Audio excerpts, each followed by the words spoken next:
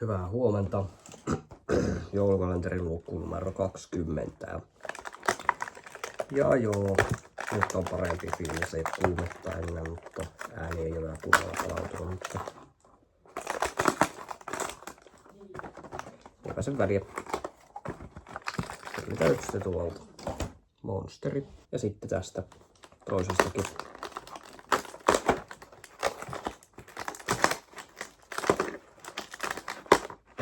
Ja monsteri. Ja kuten kaikki tietää, niin sitten on vielä yksi kalenteri jäljellä. Ja se on tässä. Ja luku 20. Raspberry Energy Drink, elikkä joo.